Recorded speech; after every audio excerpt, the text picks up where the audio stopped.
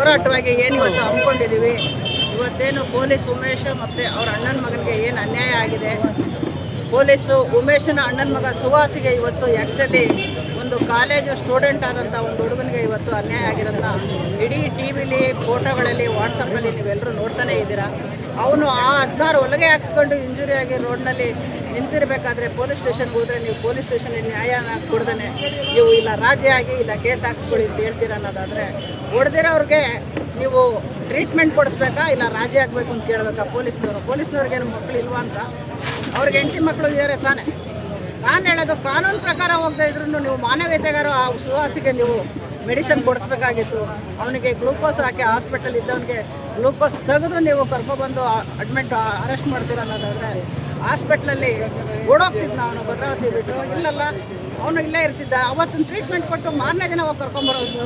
ನೀವು ಪೊಲೀಸ್ನವ್ರಿಗೆ ಹೃದಯ ಅನ್ನೋದೇ ಇಲ್ಲ ಅಂತ ನಾನು ಅಂದ್ಕೊಂಡಿದ್ದೀನಿ.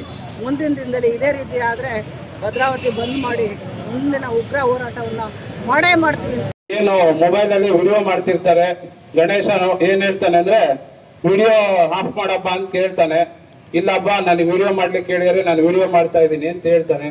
ಆಗ ಗಣೇಶ ಏಕಾಏಕಿ ಬಂದು ಸುಹಾಸ್ರವ್ರ ಮೇಲೆ ಹಲ್ಲೆ ಮಾಡ್ತಾರೆ. ಆ ಹಲ್ಲೆಗೆ ಪ್ರತಿಕ್ರಿಯೆ ಸುಹಾಸು ಬಿಸಿ ರಕ್ತದ ಯುವಕ, ಅವನು ಒಂದು ಹೊಡೆತ ಹೊಡಿತಾನೆ. ಅವನು ಒಂದ್ 2-3 ಹೊಡೆತ ಹೊಡೆದಾಗ ಗಣೇಶ್ರವ್ರಿಗೆ ಎಲ್ಲಿರುತ್ತೋ ಏನೋ ಅವಮಾನ ಆಗ್ಬಿಡುತ್ತೆ. ಎಲ್ಲಾ ಹುಡುಗರನ್ನು ಎಲ್ಲಾ ಚೇಲಗಳನ್ನು ಕರೆಸಿ ಏನೇನಿದೆ ಎಲ್ಲ ತಗೊಂಬರ್ರಿ ಅಂತ ಹೇಳಿ ಪಾಪ ಇಬ್ರೆ ಪೊಲೀಸ್ ಉಮೇಶು ಮತ್ತೆ ಅವ್ರ ಅಣ್ಣನ ಮಗ ಸುಹಾಸ್ ಇಬ್ಬರೇ ಇದ್ದಿದ್ದು. ಇವ್ರ ಮೇಲೆ ಸುಮಾರು 50 ಜನ 50ರಿಂದ 60 ಜನ ಹಲ್ಲೆ ಮಾಡ್ತಾರೆ. ಅಲ್ಲಿದ್ದಂತ ಬಾಟ್ಲಿ, ರಾಡು, ಏನೇನ್ ಸಿಗತ್ತೆ ಇಲ್ಲಿ ಸಲದಲ್ಲೆಲ್ಲ ಹೊಡಿತಾರೆ. ಅವಾಗ ಪೊಲೀಸರು ಮಧ್ಯಸ್ಥಿಕೆ ವಹಿಸಿ ಇಬ್ರು ಬಿಡಿಸಿ ಕರ್ಕೊಂಡ್ಬರ್ತಾರೆ. ಪೊಲೀಸರೇ ಸಾಕ್ಷಿ ಇದಕ್ಕೆ. ಆಮೇಲೆ ಮಲ್ಲೇಶ್ವರ ಸಭಾಭವನದಲ್ಲಿ ಇದು ಏನದು CCTV ಫುಟೇಜ್ ಇರುತ್ತೆ. ಪೊಲೀಸರೇ ಮುಂದೆ ನಿಂತ್ಕೊಂಡು ಆ CCTV ಫುಟೇಜ್ ನ ಡಿಲೀಟ್ ಮಾಡ್ತಾರೆ. ಎಲ್ಲಿ ಕಾಂಪೌಂಡ್ ಮನೆಯದು ಇದು ಅನ್ಯಾಯ, ಗಲಾಟೆ, ದೌರ್ಜನ್ಯ ಬೆಳಕಿಗೆ ಬಂದ್ಬಿಡುತ್ತೆ. ಎಲ್ಲಿ CCTV ಫುಟೇಜ್ ನಾಳೆ ಟಿವಿಗೆ ಹೋದ್ರೆ ಅವರ ಇಮೇಜ್ಗೆ ಕೆಟ್ಟದಾಗತ್ತೆ ಅಂತ ಹೇಳಿ ಪೊಲೀಸರೇ, ನ್ಯೂಟನ್ ಪೊಲೀಸರೇ ಮುಂದೆ ಹೋಗಿ CCTV ಫುಟೇಜ್ ಡಿಲೀಟ್ ಮಾಡ್ತಾರೆ ಫಸ್ಟ್. ನಂತರ ಮುಂದೆ ನಿಂತ್ಕೊಂಡು ಪೊಲೀಸರೇ ಯಾವುದೇ ರೀತಿಯಾದ ಇದು ಏನೋ ಆಯುಧಗಳು ಬಳಕೆ ಆಗಲ್ಲ. ಚಂದ್ರೇಗೌಡರು ಹೇಳ್ದಂಗೆ ಚಾಕು ಬಳಕೆ ಆಗಲ್ಲ, ಲಾಂಗ್ ಬಳಕೆ ಆಗಲ್ಲ, ಯಾವುದೇ ರೀತಿಯಾದ ಮಾರಕಾಸ್ತ್ರ ಬಳಕೆ ಆಗಲ್ಲ. ಯಾರೋ ಒಬ್ಬ ಹೇಳ್ತಾನೆ ನನಗೆ ಪಟ್ಟೆಯಲ್ಲಿ ಕುತ್ತಿಗೆ ಬಿಗಿದ್ರು ಅಂತ. 50 ಜನ ಇವರಿಬ್ರು ಹೋಗ್ಬಿಟ್ಟು ಅವನೊಬ್ಬನಿಗೆ ಕುತ್ತಿಗೆ ಬಿಗಕ್ಕಾಗತ್ತ? ಇನ್ನೊಬ್ಬನಿಗೆ ರೋಡಲ್ಲಿ ನನಗೆ ದೊಣ್ಣೆಯಲ್ಲಿ ಹೊಡೆದ್ರು ಅಂತಾರೆ. ದೊಣ್ಣೆಯಲ್ಲಿ ಹೊಡೆದಿದ್ದ ಇತಿಹಾಸದಲ್ಲಿ 307 ಕೇಸ್ ಆಗಿದ್ದು ನಮ್ಮ ರಮೇಶ್ ಅಣ್ಣನವರೇ ಮಾಡಕ್ ಕಾರಣ ಬಿಟ್ರೆ ಬೇರೆ ಯಾರು ಮಾಡ್ಲಿಕ್ಕೆ ಆಗಲ್ಲ. ರಮೇಶ್ ಅಣ್ಣವ್ರಿಗೆ ಕೇಳಿದ್ರೆ ನಾನೇನ್ ಮಾಡೋಣ, ಒತ್ತಡ ಇದೆ, ನಾನೇನು ಮಾಡ್ಲಿಕ್ಕೆ ಬರಲ್ಲ ಅಂತಾರೆ. ಆಮೇಲೆ 307 ಕೇಸ್ ಪಾಪ ಸುಹಾಸ್ ಅವ್ರು ಹೋಗಿ ಮೆಗಾನಿಗೆ ಹೋಗಿ ಅಡ್ಮಿಟ್ ಆಗ್ತಾರೆ. ನಾನು ಹೋಗ್ತೀನಿ, ಮಧುವರು ಹೋಗ್ತಾರೆ, ಮತ್ತೊಂದು 4-5 ಜನ ಹೋಗ್ತೀವಿ. ಅಲ್ಲಿ ನಿಂತು ಕೇಸ್ ಬರ್ಕೊಂತಾರೆ. ಕೇಸ್ ಬರ್ಕೊಂಡ್ಮೇಲೆ ಪಾಪ ಅವನಿಗೆ 15 ಹೊಲಿಗೆ ಡೀಪ್ ಕಟ್ಕೊಂಡಂತ ಬರುತ್ತೆ. ಮೆಡಿಕಲ್ ರಿಪೋರ್ಟ್ ಇದೆ, ರೆಫರ್ ಟು ಸರ್ಜರಿ, ಆರ್ಥೋ ತೋರಿಸ್ಬೇಕು ಅಂತಾನೂ ಇದೆ. ಅದಕ್ಕೆ ಬೇಕಾದ ಸ್ಕ್ಯಾನಿಂಗ್ ರಿಪೋರ್ಟ್ ಇದೆ, ಎಲ್ಲ ಇದೆ, ಎಲ್ಲರಿಗೂ ಗೊತ್ತಿದೆ. ಅವನಿಗೆ ಆಪರೇಷನ್ ಅಗತ್ಯವಿದೆ ಅಂತಾನೆ ಇದೆ. ಸುಮಾರು 1 ಸೆಂಟಿಮೀಟರ್ ಆಳ ತಲೆಗೆ ಹೊಡ್ತಾ ಬೀಳುತ್ತೆ, ರಕ್ತ ಸುರಿತಾನೆ ಇರುತ್ತೆ, ಡ್ರಿಪ್ಸ್ ಅಲ್ಲಿ ಇರ್ತಾನೆ. ಅವನಿಗೆ 4ವರೆಗೆ ಬಾರಪ್ಪ ನಿಂದು ಚಿಕಿತ್ಸೆ ಆಯ್ತು, ನಾನು ಹೆಚ್ಚಿನ ಚಿಕಿತ್ಸೆ ಕೊಡಿಸ್ತೀನಿ ಅಂತ ಹೇಳಿ ಅಲ್ಲಿಂದ ಡಿಸ್ಚಾರ್ಜ್ ಮಾಡಿಸಿ ಡಾಕ್ಟರ್ ಸುಳ್ಳು ಹೇಳಿ ನ್ಯೂಟನ್ ಪೊಲೀಸ್ ಸ್ಟೇಷನ್ಗೆ ಕರ್ಕೊಂಡ್ಬರ್ತಾರೆ. ಡ್ರಿಪ್ಸ್ ಬಿಡಿಸಿ ನ್ಯೂಟನ್ ಸ್ಟೇಷನ್ಗೆ ಕರ್ಕೊಂಡ್ಬರ್ತಾರೆ. ನಾವು ಅವಾಗ ಕೇಳಲಿಕ್ಕೆ ಹೋಗ್ತೀವಿ. ರಮೇಶ್ ಅಣ್ಣನವ್ರು ಏನ್ ಹೇಳ್ತಾರೆ ಅಂದ್ರೆ, ಈಗಲ ಅವಕಾಶ ಇತ್ತು ಅವ್ರಿಗೆ ರಾಜಿ ಆಗ್ಲಿಕ್ಕೆ, ಅವಕಾಶ ಆಗ್ಲಿಲ್ಲ, ರಾಜಿ ಮಾಡ್ಕೊಳ್ಳಿಲ್ಲ, ಅದಕ್ಕೆ ಅವ್ರಿಗೆ ನಾನು ಅರೆಸ್ಟ್ ಮಾಡ್ಕೊಂಡು ಕರ್ಕೊಂಡ್ ಬಂದಿದ್ದೀನಿ ಅಂತಾರೆ. ನಾವು ಆಯ್ತು ಸರ್ ಒಂದ್ ಮಾತು ಕೇಳ್ರಿ ಅಂತ ಹೇಳ್ತೀವಿ. ಆಯ್ತು ನಾವೇ ಸೋಲ್ತೀವಿ, ಅವ್ರ ಮನೆಯವ್ರಿಗೆ ಗೆಲ್ಲಿ, ಕಾಂಪೌಂಡ್ ಮನೆಯವ್ರಿಗೆ ಗೆಲ್ಲಿ, ಆಯ್ತು ಒಂದ್ಸಲ ರಾಜಿ ಆಗ್ಲಿ ಹೋಗ್ಲಿ ಅಂತಾನು ಕೇಳ್ತೀವಿ. ಅವಾಗ ರಮೇಶ್ ಅಣ್ಣನವರು ಮಧ್ಯಸ್ಥಿಕೆ ವಹಿಸ್ತಾರೆ. ಸಬ್ ಇನ್ಸ್ಪೆಕ್ಟರ್ ರಮೇಶ್ ಅಣ್ಣವ್ರು ಫೋನ್ ಮಾಡ್ತಾರೆ, ಇಲ್ಲ ಹಿಂಗ್ ಬಂದಿದ್ದಾರೆ ಸರ್, ಅವರೇ ಕೇಳ್ಕೊಂತೀರ, ಏನಾರು ಮಾಡಿದೆ, ಈಗೇನು ಮಾಡಕ್ಕಾಗಲ್ಲ, ಕೇಸ್ ಹಾಕು ಅಂತ ಹೇಳ್ತಾರೆ.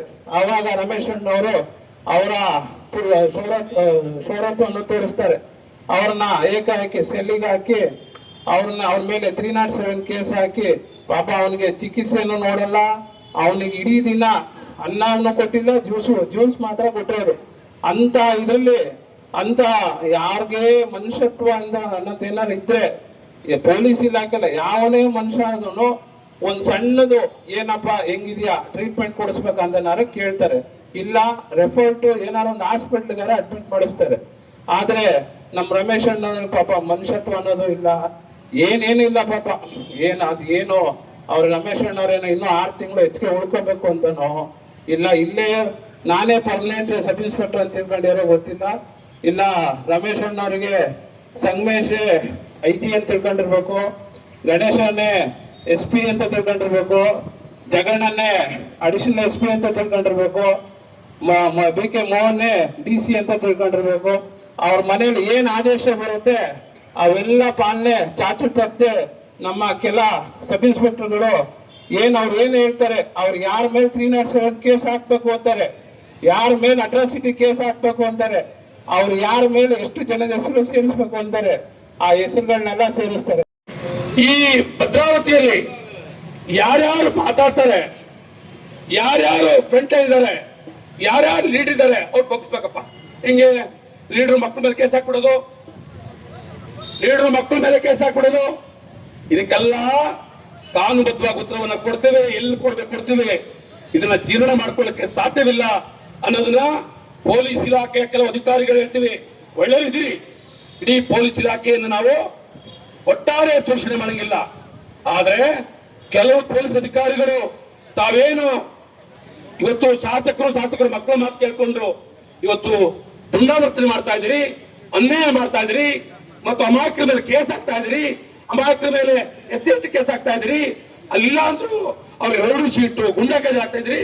ಇದಕ್ಕೆಲ್ಲವೂ ಸಹ ಮುಂದಿನ ದಿನಗಳಲ್ಲಿ ಕಾನೂನಿನ ಮೂಲಕ ಉತ್ತರವನ್ನು ಕೊಡುವಂತ ಕೆಲಸವನ್ನ ನಾವು ಮಾಡ್ತೀವಿ ಅಂತ ಹೇಳೋ ಮುಖೇನ ಈ ಒಂದು ಏನು ಭದ್ರಾವತಿ ಉಳಿಸಿ ಹೋರಾಟದಲ್ಲಿ ಬರೀ ಪೊಲೀಸ್ ಇಲಾಖೆ ಒಂದೇ ಅಲ್ಲ, ಎಲ್ಲಾ ಇಲಾಖೆ ಒಂದಾಗ್ಬಿಟ್ಟಿದಾವೆ.